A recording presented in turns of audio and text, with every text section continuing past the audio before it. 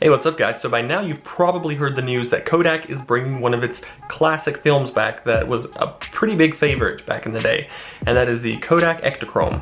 Now this film is not actually slated to begin release until the fourth quarter of 2017, so we can look for it sometime probably around November or December of this year.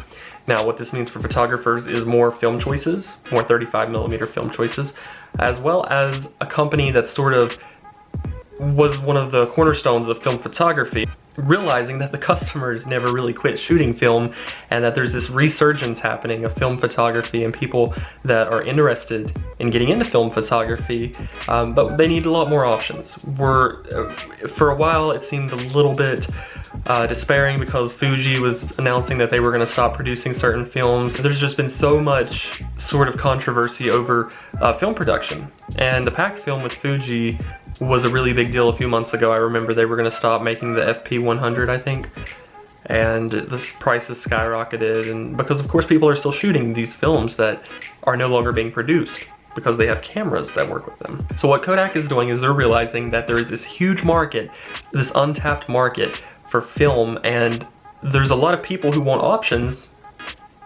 on what to shoot, and so they're going to be bringing Ektachrome back, and there's a lot of talk about how they're going to do this because there are supposedly only a few labs left that kept the film process, the developing process for Ektachrome, because it takes a special process that a lot of people didn't deem necessary after it went out of production, but people are still shooting it. And I'm pleased to say that there are still some labs in America that are developing it to this day. They never stopped, and one of which is my all-time favorite, oldschoolphotolab.com. I'll put their link in the description, so if you've already got some Ektachrome you need processed, they can do it. But when Ektachrome comes back out in the fourth quarter of this year, Kodak is really going to have to work with the people who are developing film and the film labs, because there will need to be this special process brought back. To be honest, I'm not sure it ever went away. I think it's just one of those things that there wasn't a high demand for. And so I think it's pretty exciting that Kodak is bringing a new film back and that companies are starting to realize people are still shooting film. What do you think? Let me know in the comments section what your favorite all-time film is.